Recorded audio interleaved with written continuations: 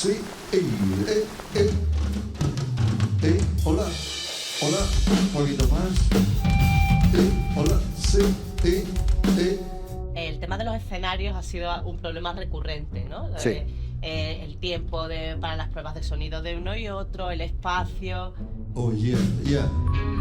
Dame lo que me está dando.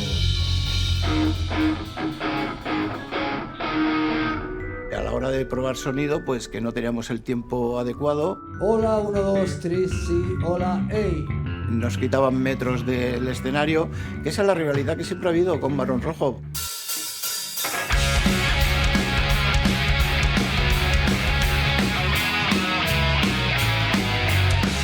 Quizá uno de los momentos más difíciles fuera aquel que un día vez Fortu tiró una botella al que iba de road manager nuestro, un tal Nano.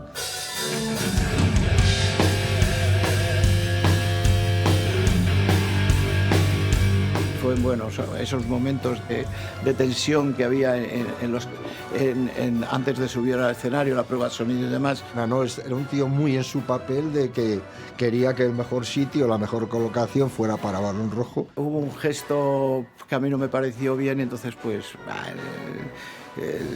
estás ahí tenso y tal. Se calentó tanto la cosa que Fortu pues decidió tirarle a este chico una botella. Y le tiré una botella de agua, sí, pero una de plástico, ¿eh?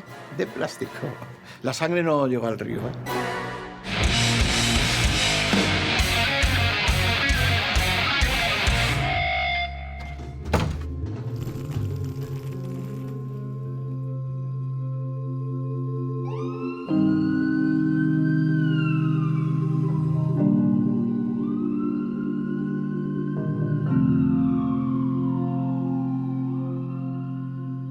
La policía busca al presunto homicida, posiblemente un extranjero residente en Madrid, del joven Miguel Ángel Rojas, muerto ayer en el estadio del Rayo Vallecano durante el concierto de rock heavy, rock duro, del grupo alemán Scorpions.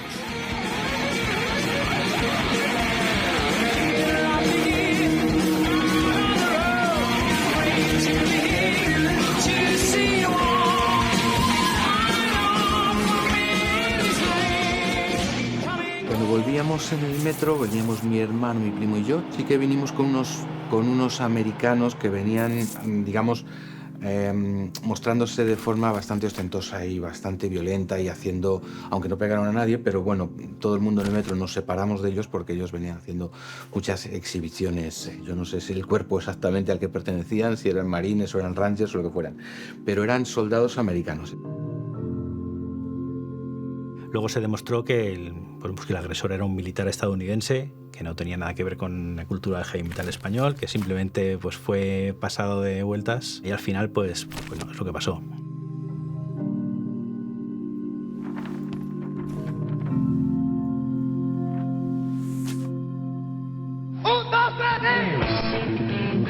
Que el heavy no sea violencia nunca, porque nunca lo fue.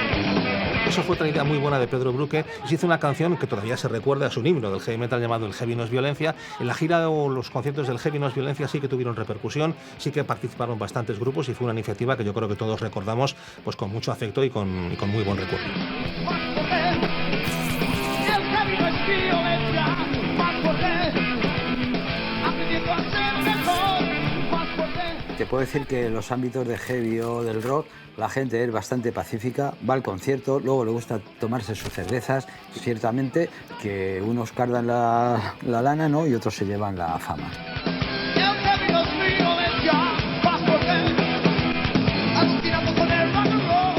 La prensa ha utilizado ese tipo de incidentes para hacer una mala publicidad de lo que era el rock and roll.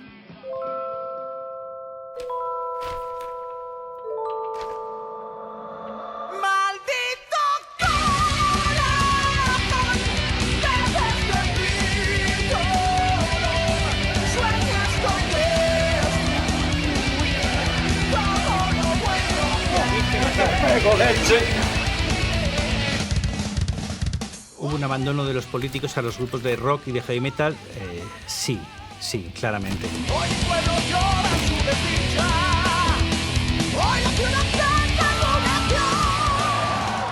Cuando se produce ese cambio político realmente, a partir del año 82, los partidos que están en el poder pues, empieza un poco a incumplir las promesas electorales que habían hecho. Y los grupos de heavy metal, como buenos inconformistas, se lo recordaron. Es decir, los grupos de heavy metal pasaron de ser un fuerte apoyo a ser una molestia.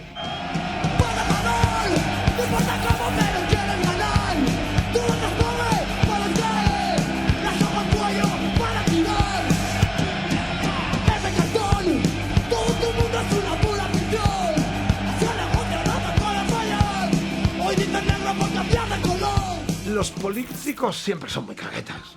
Se cagan por cualquier cosa. Cuando llegan al poder, llegan a la moqueta, pisan moqueta y ya se olvidan, tristemente. Y con nosotros pasó un poco lo mismo. Hay otra música divertida también. José María, acelere. Hay otra música divertida que es el pop y también pretende divertir. Y a partir de ahí todo es cuestión de gustos. Pero José María, ¿tú crees que con casi 1 millón de chicos parados en este país el rock puede ser divertido? Yo creo no. Sí, precisamente por eso, porque hay 1 millón de chicos parados que pasan de todo. O sea, ¿tú crees que debes utilizar la música para distraer a los parados? Un momento, yo lo que pienso...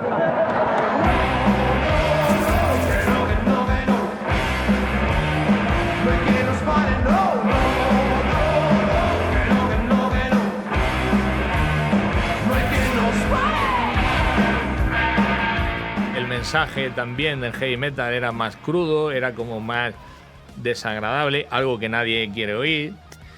Entonces como que desapareció de los medios. Fue una concatenación de factores que al final era, bueno, esto no interesa mucho, tampoco vende mucho, nos lo quitamos de en medio y un poco el hijo descarriado dice, ala, a tu casa.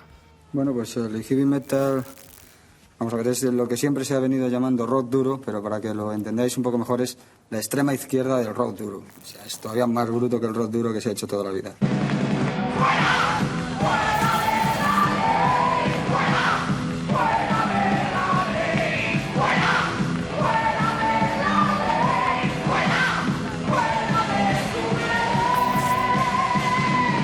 Bueno, el rock es una música muy proletaria, mucho más que el pop. Por eso es menos interesante para los medios difundirlo.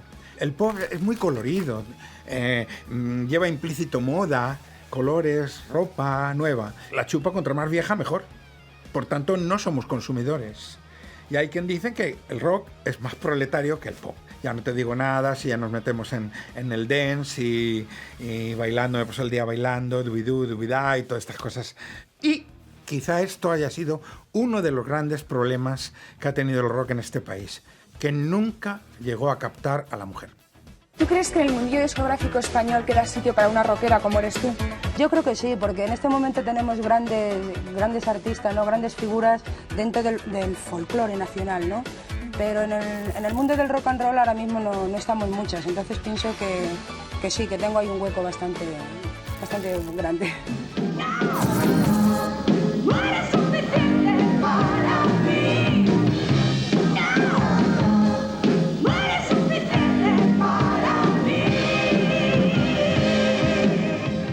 Azucena era un vendaval, una persona muy entrañable. Ella también era muy agresiva en el escenario, era vestía de cuero negro, salía con un látigo, estaba camino entre el sado y el heavy rock más agresivo, más así, ¿no? Entonces, llamó mucho la atención a la gente, sí, sí. Vamos a hablar por última vez, vas a explicarme por qué. Todo funciona, todo camina, ni tú te lo puedes creer. Siento que era una revolucionaria, el poder estar ahí siendo la líder de esa banda o la cantante, enfrentándose a ese tipo de espacios tan masculinizados, también era una forma de lucha antisistema, desde luego. Dentro de un movimiento que ya de por sí era antisistema, el que ella siento que estaba por delante incluso. Es como, sois antisistema, pero esto, el patriarcado, el machismo, también es un sistema.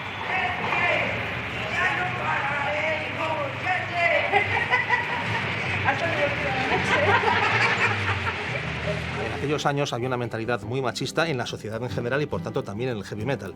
Entonces yo recuerdo que Santa hacían conciertos y mucha gente, mucho bruto que iba allí, gritaba a Azucena, las tetas, las tetas, las tetas, como se sacaban las tetas, o sea, sin importarle si Azucena cantaba bien o no, lo que querían era verle las tetas. Y entonces Azucena cogía el micrófono y decía, troncos, no me seáis catetos. Yo estoy en un escenario para cantar y para que lo paséis bien. ¿Es que no tenéis novia? ¿Es que no folláis?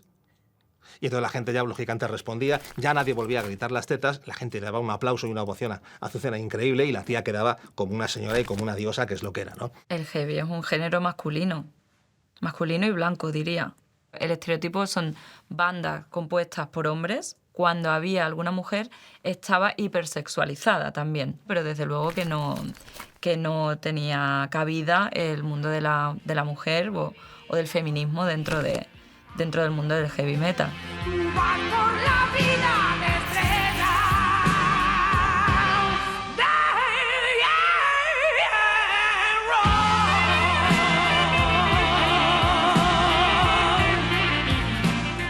Eran otros tiempos, sí que hay cierto tipo de letras con algunas connotaciones o más machistas bueno, pues era la época que eran los años que teníamos, y si me dices que escribiría exactamente lo mismo a día de hoy, pues te diría que no. Cosas que antes se podían dar por hechas o no estaban mal vistas, ahora mismo no las harías. Hay un Vamos Muy Bien, Borrachos como Cuba y qué, ¿sí? Donde lo presentamos en un programa que se llama Juvenalia. Con vosotros, ahora mismo, Obús. Hasta ahora.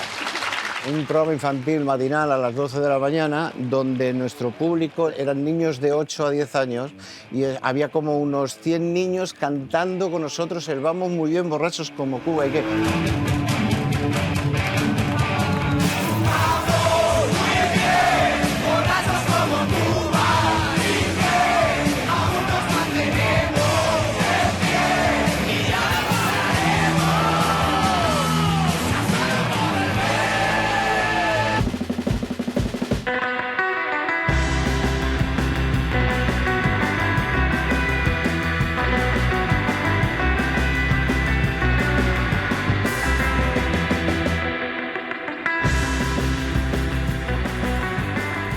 La movida sí que se puede observar como había más libertad, no solamente para ser mujer, sino para tener otro tipo de orientación sexual. La movida era más, tú eres lo que tú quieras ser. Zapatos nuevos son de ocasión. ¿A qué corbata? ¿Qué pantalón? Vamos, quítate el cinturón. Y la tarde es de los dos. Al lado de esa movida había la movida, por así decirlo, del heavy, del rock, que fue absolutamente invisibilizada y marginada de todo tipo de circuitos, primero porque políticamente no interesaba, y segundo porque además el heavy metal en ese aspecto no vendía moda, no vendía fashion.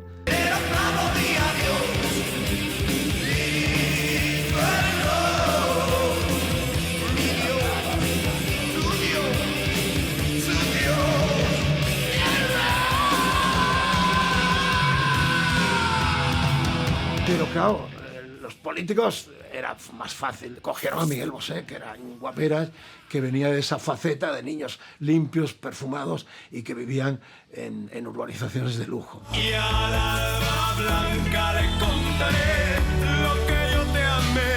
Sevilla, bandido, ahí muero yo por ti. Tu paloma fui, Sevilla. Realmente la movida madrileña no inventó nada, lo único que hicieron fue recoger un poco el testigo de lo que hacían los grupos de aquella época, de los brincos y todo aquel rollo. De guitarras limpias, voces suaves, canciones otra vez inocentes, no inventaron nada. Nosotros llenábamos estadios, nosotros llenábamos campos de fútbol. Los que se han apuntado con la movida iban a pequeños locales, a pequeñas salas, porque no llevaban más público. Lo que pasa es que, bueno, se han metido en el círculo comercial, en el círculo de la televisión, medios, radios y demás, han sido más listos que nosotros, pero la movida española la hicimos nosotros, que eran los que llenábamos estadios.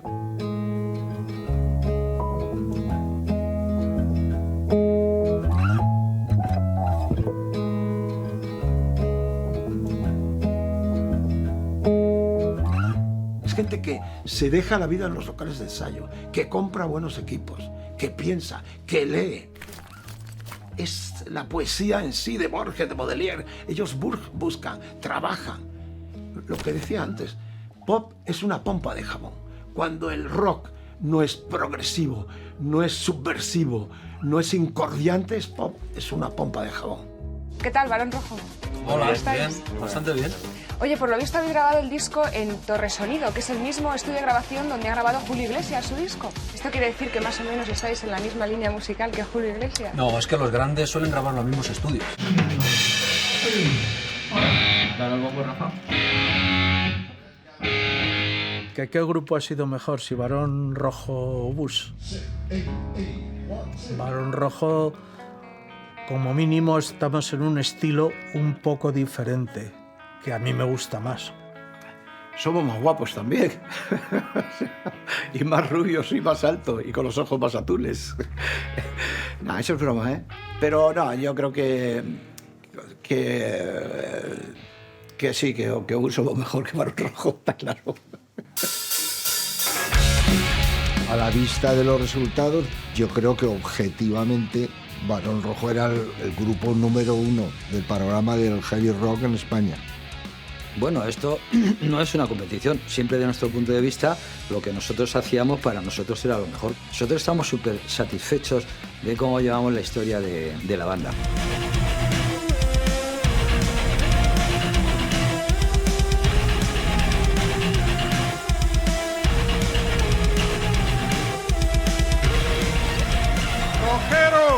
El que no esté colocado, que se coloque y al loro.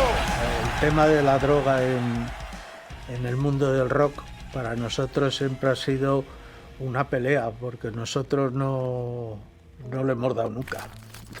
Así, aunque a la gente a lo mejor le quita un mito terrible, pero es así.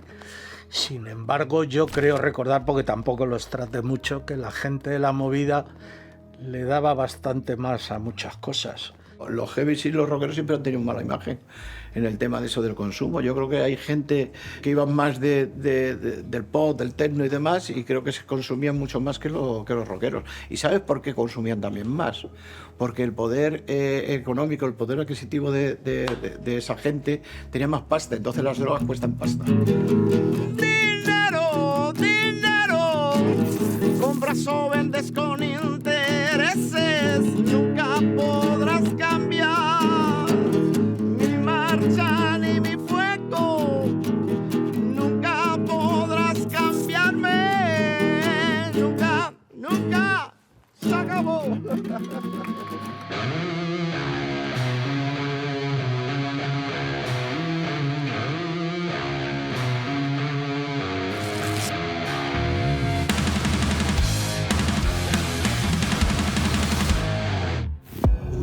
De buenas a primeras nos dijeron que se iban. Nuestros amigos José Luis y Hermes, que se iban y tal, y nos quedamos así un poco de piedra, ¿no? Un poco helados, posiblemente porque no nos lo esperábamos y creíamos que se podía seguir adelante, ¿no? De hecho, hubiera sido posible seguir adelante y mucho mejor para todos. Pero ellos decidieron seguir por otro camino. Llegado el momento en que las cosas no se daban tan bien, no se ganaba tanto dinero, los auditorios no eran tan enormes, lógicamente pensaron que aquello no les merecía la pena. No les merecía la pena porque tampoco era la música exactamente que a ellos más les gustaba hacer y por la que mereciera la pena estar en un escenario y a lo mejor ganar todo lo que se había ganado anteriormente en fama y en dinero. No tenían que haber sucedido así las cosas, porque Armando y yo teníamos, a lo mejor inocentemente, pensábamos que se podía seguir peleando y seguir haciendo discos y tratando de estar juntos todo el grupo en la música.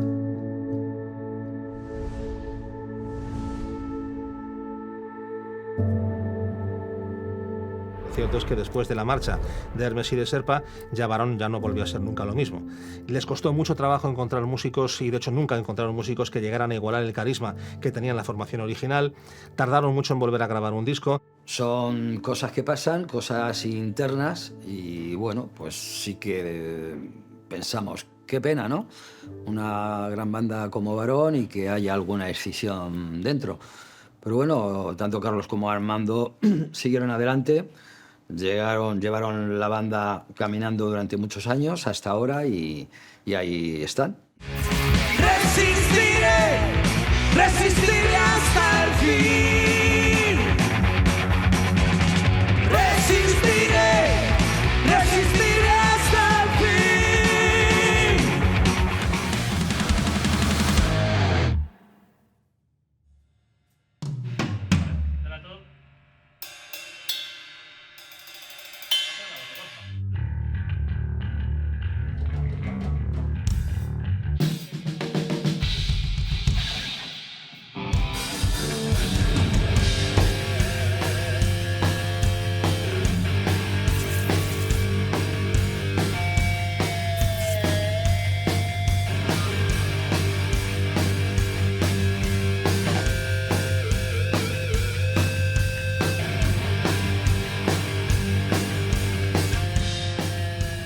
Yo no he ido a comprar una entrada y a ver un concierto de Obús, pero siempre que hemos coincidido, como mínimo, los he visto o los he oído, porque a veces no los ves, porque estás en el camerino preparándote, pero los oyes desde el camerino.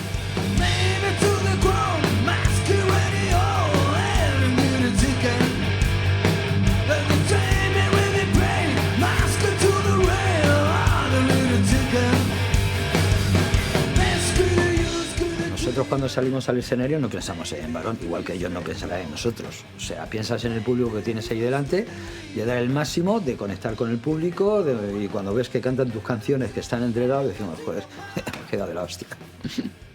Nos tocará el turno, tocaremos, ellos tocarán, y si nos vemos, bien, y si no nos vemos, pues hasta el próximo concierto. Y no hay más. Somos compañeros de viaje dentro de la música, pero amigos no somos. Necesito más, necesito más, necesito más. Siempre que hemos tocado con Barón Rojo siempre hemos querido abrir y ellos han querido cerrar. Entonces, pues a nosotros no nos importa ni abrir ni cerrar, pero bueno, siempre se tomó la decisión de que nosotros íbamos a abrir los conciertos, siempre de la gira, y nosotros encantados. Me imagino que eso lo deciden los promotores de los conciertos. Pues claro, intentan darle al concierto una colocación de los grupos que tocan, de modo que se reserva lo que teóricamente es tiene más cartel, va a atraer más a la gente, se reserva para el final. Nosotros sabemos hasta dónde llegamos y qué sabemos hacer, entonces nos daba igual abrir que cerrar. Pero que conste que yo en modo alguno he tenido nada que ver en que eso sea así. Eso se ha debido decidir a nivel de management. Sería de género tonto de decir, madre mía, cuando en los 80 te has negado a algo y ahora te vas a bajar los pantalones. No exigen nada. A nosotros no nos exigen nada. O sea, es que tampoco lo vamos a permitir.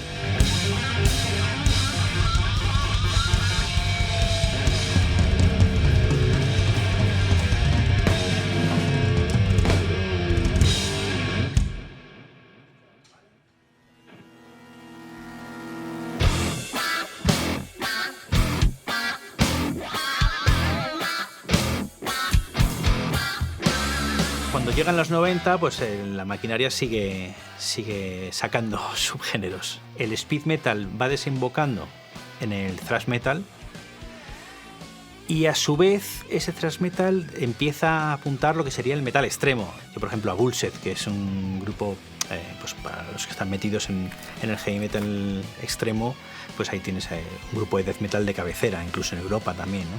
Hay otros géneros como por ejemplo el power metal. El power metal que es, por un lado, es una aceleración del heavy metal clásico, pero que es mucho más melódico al mismo tiempo, ¿no? En los 90, pues es verdad que aquí en España empiezan a salir grupos como Avalanche, Tierra Santa, en La Rioja.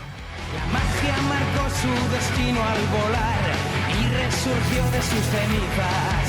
Poeta del aire con alma inmortal que nunca debió despegar.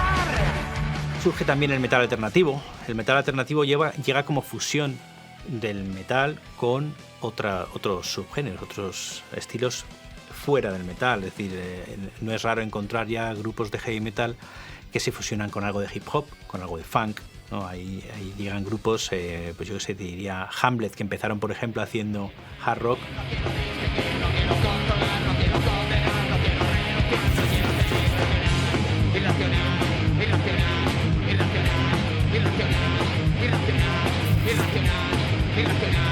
De repente se convierten en un grupo de metal alternativo. Defcon 2 mezclaban metal con hip hop. Sociedad Alcohólica, que empezaron haciendo thrash metal, van inclinándose un poco hacia lo que se denomina crossover.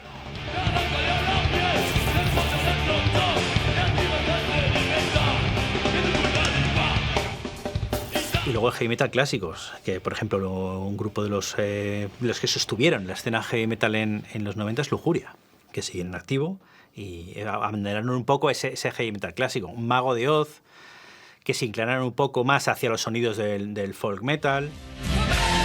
Quiero ver tu voz, y si aún nos queda amor, impidamos que esto pueda ver, pues en tu interior está la solución. Y por otro lado, a terrenos un poco más melódicos.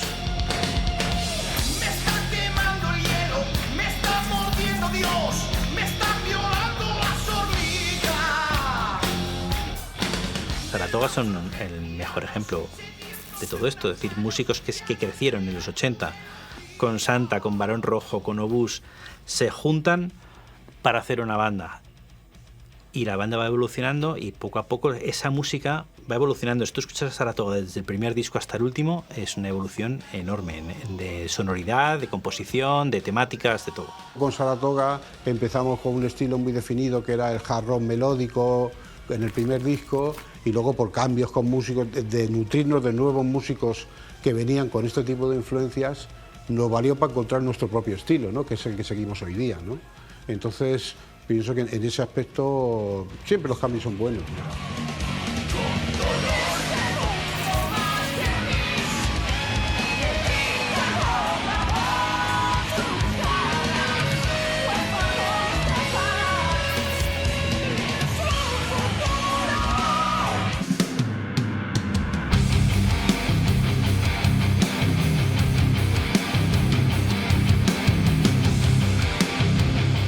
Nirvana, es cierto, es una banda prácticamente desconocida en nuestro país, pero después de haber escuchado su LP Nevermind, nosotros les auguramos un futuro ciertamente prometedor. Llega una generación nueva que, como toda generación más joven, quiere diferenciarse de lo que han hecho las anteriores.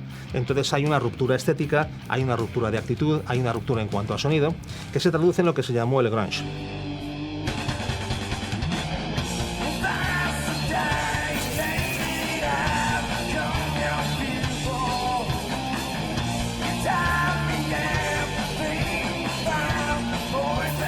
Grupos como Nirvana, como Pearl Jam, como Soundgarden, que son, por así decirlo, el refresco, la llegada, que surge como reacción a lo que había sido el hair metal, que era un fenómeno quizá muy acaramelado, demasiado fashion. Sin embargo, el grunge recupera incluso más el espíritu punk, de una estética que es desaliñada, de un sonido que está mucho más apegado a las raíces, que es más crudo, y bueno, pues eso lógicamente también tiene su reflejo en España. Los 90 es la explosión de otra vuelta de tuerca a la historia. En los años 90 empieza a descender el interés por el heavy. Sigue habiendo un nicho muy potente de heavy, pero ya no tiene el protagonismo que tuvo en los 80. Y a partir de ahí, pues solamente los seguidores más acérrimos, pues seguimos comprando discos, siguiendo a las bandas, y los grupos tienen muchísimas dificultades para sobrevivir. La gran mayoría desaparecen del panorama. En los 90, claro que hubo ese bajón. Lo que pasa es que en España se notó mucho más. Hay muchas bandas de los 80, te puedo decir, yo qué sé, Muro, Bella Bestia, Sangre Azul, no están porque no les queda más remedio que dejarlo para poder comer y tener un sueldo todos los meses, porque aquí el rock and roll no te da un duro. Aquí vivimos el día a día, o sea, vivimos constantemente. El mes que no trabajamos no comemos. Y eso que quede claro, o sea, aquí en el rock and roll, si no trabajas, no comes. O sea, aquí no somos como la banda de por ahí fuera, que haces un éxito y con ese éxito te hace millonario o vives ya de la renta. No, hay que currar, porque nadie te regala nada. aquí. ¿Tú crees que Bon Jovi es la nueva imagen del rock duro, del heavy? No sé. Nosotros somos lo que somos. Hemos sido así durante los últimos 6 años. Y todo el mundo nos siguió. Y eso es todo.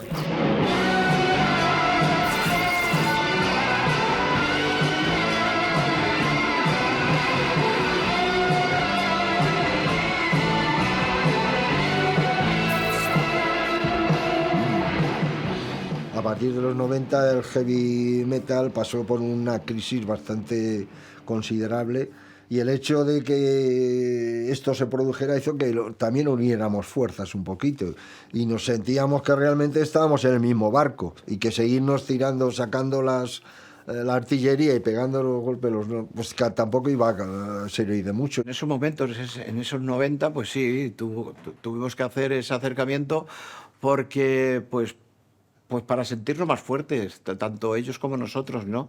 O sea, o te unes o decimos, o tiramos la toalla. Y la toalla no la vamos a tirar nunca. O sea, por lo menos en la política de Obús, la toalla no la vamos a tirar nunca, ¿no?